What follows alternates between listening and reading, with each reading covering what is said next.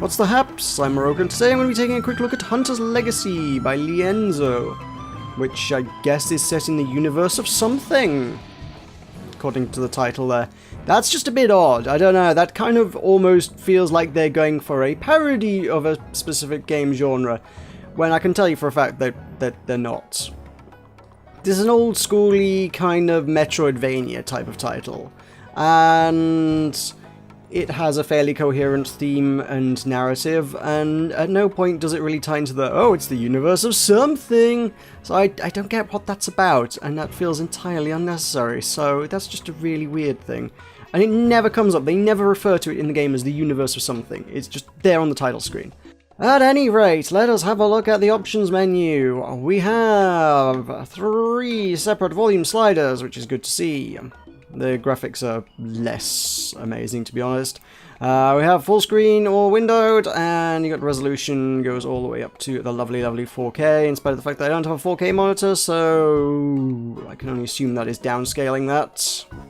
Controls can indeed be rebound, which is always good to see, and indeed on the gamepad as well, actually, so yeah, that's pretty good.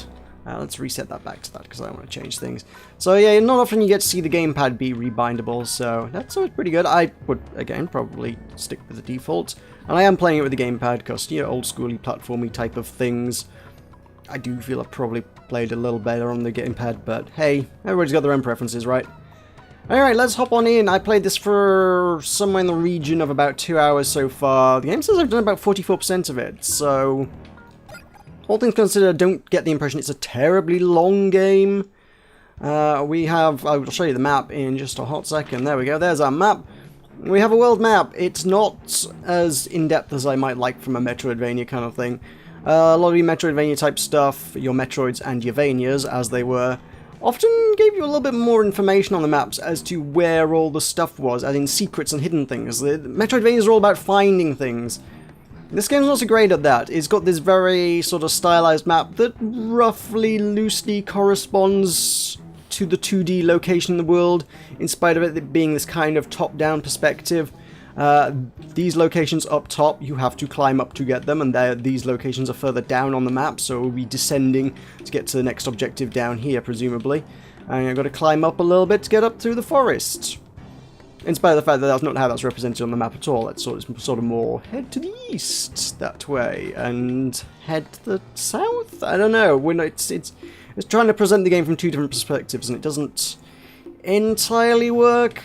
So I would like to see a little bit more on this. This is not here, but anyway, yeah, this is the entirety of the map. You can see where I've been. These are all teleporters, so we can warp around at our leisure between teleporters to get to any of these locations. And we are trying to seek the 3 magical doodads, the MacGuffins as they were, because you've got to have three MacGuffins, right? So go up there, catch a MacGuffin. Down here, I guess we catch another MacGuffin. I would imagine there's another MacGuffin up here, and then somewhere over here is a big bad. Yeah, over here in the mystery wall of doom and, I don't know, evilness. The game's not really got the most compelling of stories. It's like, oh, big bad stole an artifact. You must get the 3 MacGuffins to chase him down and defeat the big bad. It's like, that's a story I've heard a million times, but there you go. So yeah, I would like to see more secrets and things, but that is our world, and that's how much we have explored. We are a little kitty cat hunter lady, and she can jump, she can climb. She starts with the ability to climb, which she can get lots of upgrades and things by slicing grass. There's a lot of elements that feel like they're inspired by Legend of Zelda, if I'm honest. For all the Metroidvania, I would say there's a lot of Zelda in here as well. And, oh, I haven't seen one of those enemies in a long time. I need to remember how to defeat that, like that. So, yeah. We've got our health bar on the left, the big red glowing eyes, I guess? I don't know. I'm coming back into a territory I haven't been into in a while, actually, to get to the next area, which means I can't remember how to fight any of these enemies. This guy throws a lot of bombs at me. I don't need really strict rules need to fight him. Long grass I can get stuck in. There's a lot of things in this game are just kind of BS, I think. Maybe I'm just really bad at the combat, and that's very likely to be the case. But I just take a lot of damage from stuff that I'm like, I feel a little bit cheated by this. Some of these enemies, like, they got swirling shots like that, and it's really hard to get a shot through that. I mean, I can probably get something off quick there. There we go, that got it. So a lot of it's about timing. quick reactions. We have a bow. I can aim the bow, obviously. You can see me fighting with those. This guy has a shield, which you have to, like, hit the bubble on his back, and because it's above him, if he floats above you, it becomes near impossible to hit. The enemies are just... A lot of instances, it's maybe not worth fighting them and just run away where possible, because there's no... You don't really need to fight the overwhelming majority of them. These guys are worth fighting, because sometimes they'll drop health, and they're pretty easy to take out, I guess. I got my ammo in the top left corner, and we can get a bunch of Zelda-style upgrades. So if we go to... Hang on, if I press start instead of back... We've got a very Zelda-y kind of thing. We've got some orbs, which are basically what we're trying to acquire. Those are our MacGuffins. We got some standard health upgrades, which will give us extra heart containers, I guess. Although we do buy those from the shop, you aren't going to get those from bosses and things. We have various upgrades to our swords and bows and things, which we bought at the shops. And it sort of seems to imply you're going to get a different sword and a different bow at some stage, potentially. I don't know. And then down there we've got all our things that we've unlocked that will allow us to progress Metroidvania-y style. We got our magic arrows, which let us get through some tougher blocks we can't get through by default. I got a downward strike that'll let me break some blocks I couldn't before, and we've got a roll, which honestly I've really not found myself using very often. It lets me roll, apparently that lets you dodge attacks. I don't think the animation looks terribly great on that, if I'm honest. And I've never really found myself using it to any great degree, because I don't find it works very well in combat. In something more kind of Soulsy, yes, great. If there are invincibility frames here, it's not immediately obvious. It kind of implies there should be something of the sort, but dang it, I'm not going to get that treasure chest, am I? Maybe I need another upgrade from somewhere. Maybe there's a double jump later. I get the impression that it's probably a double jump later, actually, to be honest. A bunch of these guys, can I hit his shield with that? Nope. There's a lot of these guys, and they're going to throw explosives, and I don't know how to fight these guys. I might just get out of here and head to another area. That might be my best bet, while I'm trying to fight those guys. There's a lot of guys, and I can't fight them. So run away is a very valid tactic. Yeah. So yeah, we've got all those abilities. We've got, and they're not all useful. I don't know. The roll.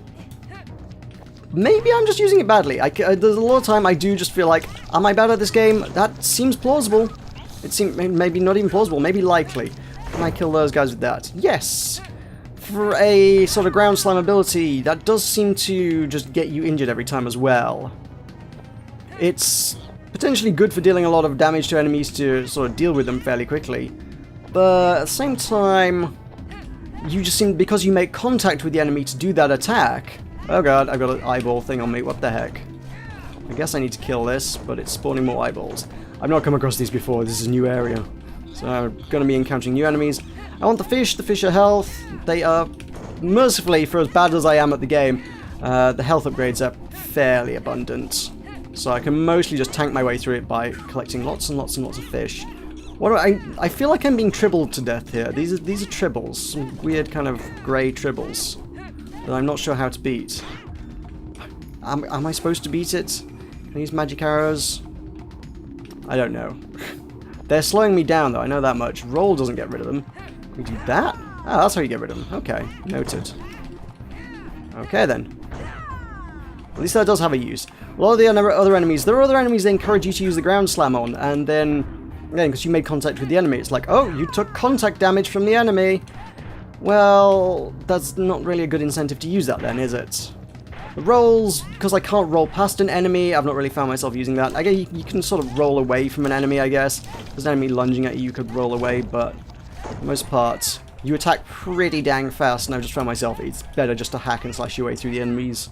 And if there's a few of them, you're probably going to get some health upgrades from them anyway. Or health items, not upgrades, but you know. These guys are the ones that require the magic shots. I don't know why I specifically need to destroy that block. That seems superfluous, but hey, there we go. These are icy, yep. There's new territory. Or somewhere on the mountain for some reason sticky plants still grow that you don't want to get caught in. So yeah, it's, all things considered, it doesn't necessarily seem to be bringing a lot of terribly unique things to the table.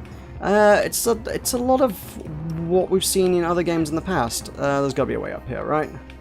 There's the big shiny white chest is That means there's a good thing in there. I think that's actually a major upgrade for your character, or one of the tokens that allows you to buy a major upgrade for your character. You don't literally need any of them, but you can see I've got my currency at the bottom. I've got 567, and 0 of the magical shards of ore, which are what you'll require. If you go back to the main town, there are vendors who are like, I can sell you this upgrade, I can sell you health upgrade, sword upgrade, bow upgrade. They give you one kind of freebie one right as you start in the town. And after that, you got to go into the world and hunt and find some more, and I found actually literally none of them since, so they're fairly well hidden, I guess. And I'm taking damage from something. My character's gone green, which makes me think I'm poisoned, but I don't know what from or how I would go about curing that. Is it like some sort of altitude sickness? Is that what's going on? The game's maybe not as great about communicating what's actually going on with mechanics as it perhaps should be. Have I destroyed a block at some stage that I wasn't supposed to? That seems possible. I did seem to go green when I went higher up, so I'm thinking that because we're on a mountain, yeah, maybe Cat's getting altitude sickness here? Is that what's going on? It does kind of just leave you to figure things out a lot of the time without really explaining what's going on. And that's just another instance, yeah, it's like, here's new things, just get to grips with it. Which I suppose will appeal in an old school kind of way to a lot of people. A lot of people will kind of be on board with the, hey, you gotta figure it out kind of thing. But in a more modern game design sense, oh interesting, they become icy, huh, if they touch ice. There's a few interesting enemy designs around here then, I guess. So, up until this stage, the first, I guess, half of the game pretty much, or very close to, has been, I don't know, a lot of the enemies have been a little bit generic. There's been, hey, there's a swordsman, hey, there's an archer, hey, there's a slimy blob that splits in two when you kill it. Just stuff you've seen a million times in other games, to be quite honest. Nothing crazy unique.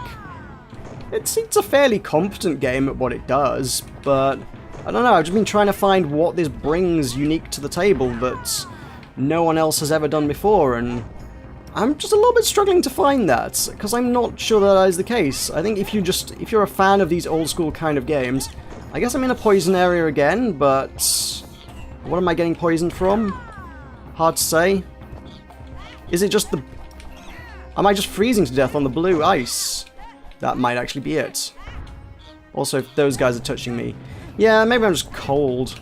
Maybe it's not altitude, it's just cold. Seems likely. So those guys freeze and then they stick to me and then they make me cold, so I need to get rid of them fairly quick. That's what we've learned there. Was there something down here? There was more ice. There's a few branching paths. It is Metroidvania, so that's not good because it's just sliding right into the enemies. But these big crowds of enemies, they do drop quite a lot of food, so well, if I could actually grab them, it'd be alright. I of course cannot, though. Right, let's get off the ice. There are occasional checkpoints. The checkpoints will not restore your health, which seems a little unconventional for Metroidvania stuff. A lot of games sort of like, hey, here's a save point, checkpoint, here, have health back. At least in my experience, many games do that. In this instance, no, your only way to get health back is just by smashing up a bunch of stuff until, yeah, it gives you some health items, really. That's not a bad way to kill those guys. Let them fly under you and then slam them, I guess. Although they're all going to attach themselves to me, so, hey. I can't seem to break those things. I guess they're just indestructible. Can I get those guys? That's a good place to hang out. Or I could just kind of try and ignore some of them. Can they fly up? Yeah, they can get up here. There's some health that I probably want. I mean, I was mostly kind of intrigued to check out this game because I thought the art style was kind of cute, but as we've gone on, as we've seen, kind of some of the animations are just a little bit lackluster, and I don't know, it feels a little bit more basic than maybe I would have liked it to have been. It's kind of cute, hand-drawn kind of thing, but it almost feels like it kind of could be a Newgrounds game as well. Not there's necessarily anything wrong with that. There's a fairly charming art style in and of itself, but damn, this is... Maybe I'd be better off trying to take a pot shot at this guy. Let's charge some shots, see if I can hit him. Is he going to jump some more, or... Yeah, he is. Oh, that got him. That's okay. Cool. Got it. Sorted it. So, yeah, I'm collecting a lot of money. Most of it's only useful if you got the ores, so the money system, if you go back to town, for a fee, they will heal you up. There's a guy in town that'll be like, hey, yeah, I know I can restore all your health if you pay me money, but other than that, the money actually kind of doesn't really have a lot of purpose in the game. These things are explosive, so I need to try and figure out how to get across there. I guess just using the invincibility frames is probably the best way to do it. You stumble across plenty of treasure chests that give you plenty of money like that, but... Oh god, I'm stuck in the grass. But yeah, on the whole, you don't find yourself needing the money that much, and... The wallet upgrade is kind of a bit odd, and maybe a little bit Zelda-y. You, by breaking the grass, meet a strange elfin kind of character who just, for whatever reason, lurks in the grass and waits for adventurers to stumble across him, and then talks in his weird cryptic manner, and then is like, here, would you like to buy a wallet upgrade?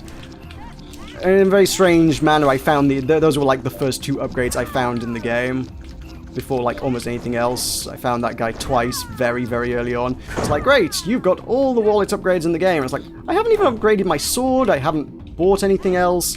I'm buying all these wallet upgrades, but what happened to everything else? There's sword upgrades, there are bow upgrades, there are health upgrades, there are presumably quiver upgrades. Where I get those from, I don't know. Maybe he's hiding in the grass to sell me quivers as well, but the money's... I'm stashing loads of it, and it seems just a touch superfluous? I don't know, very hard to tell. So there we go, I've activated the teleporter. I can go back to town if I want. Maybe I should. Maybe I could go back and heal up. Go back to Airport Town. But then a very cheap kind of swirly effect takes us back to town. We can have a wander around the town of the kitty cats and break some grass and heal up if we want. But, you know, there's plenty of grass. I might be able to find some fish in it, and they would heal me up as well, so... Maybe I don't even need to pay for healing, although with the amount of money I've got... Yep, see, there's some health. The amount of money I've got, maybe it's not such a big deal, but... I don't know, just some mechanics just like that just kind of feel redundant. Why... If you're going to throw health at me so much, and money at me that I don't need... Why are we bothering with, like, a healing guy somewhere? Is this... No, they're just going to tell me about the volcano.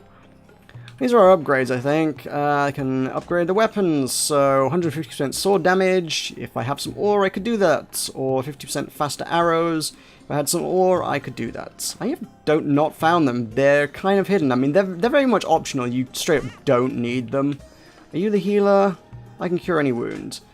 So this is where we can also get health upgrades, again for some more money and for some ore, but I don't have those. There's no real, at no point do you really strictly need any of these upgrades, and indeed there is an achievement for going through the game without doing anything of the sort.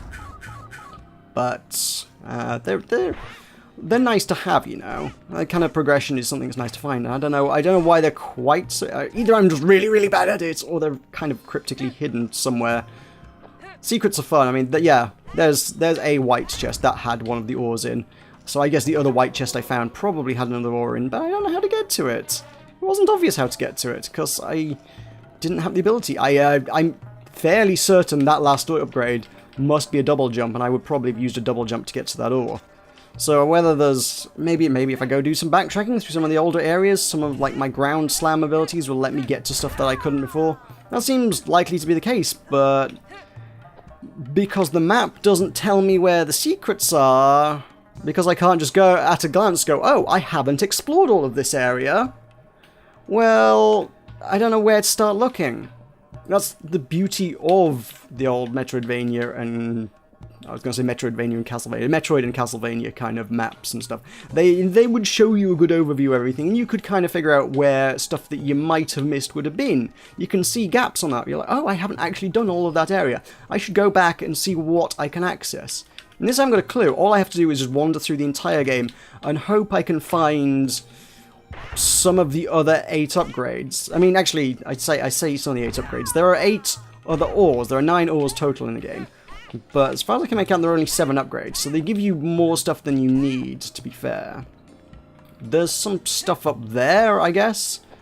But again, I think I need a double jump to it. It's one of those things that I just can't get to? I can get to here, and then I can not make that jump. You know what would work? If I had a double jump. I don't. Not yet, anyway. There may well be some ore up there, who knows? There may just be some money, I can't really tell, couldn't say. There's a cave that will take me somewhere, that'll be a shortcut to somewhere else in the world, but yeah. So, I'm kind of lacking on the progression front, which is a little bit disappointing, because I'm like, well, progression is fun, progression is rewarding, and I'm literally finding none of that. I'm not getting much progression other than the absolute essential core story progression. The bosses themselves that give me those so far have not been terribly challenging or complex. Well, they're reasonably interesting fights, but they're not designed in such a way that you need to put a great deal of thought and strategy into it. As long as you can kind of go through the motions of the fight, they'll often give you health throughout the fight, and if you take a few hits, it's really no big deal. You can just kind of heal up. At least the fights I've seen so far. The first fight I didn't put any real great thought or strategy into and beat it comfortably. The second fight, the boss just throws so many healing items at you as you're fighting it. It kind of defeats the point of having to actually dodge much in the way of any of the enemy's attacks at all anyway. Which is just kind of a little bit odd.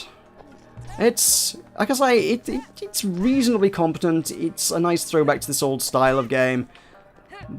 But on the whole, it's just lacking in a lot of areas. It's lacking a lot of polish, some of the designs and concepts, and it's just a little rough in some places. Say some of the animations need some work, some of the mechanics need a little bit more thought. And it's just not been a greatly satisfying experience for me, unfortunately.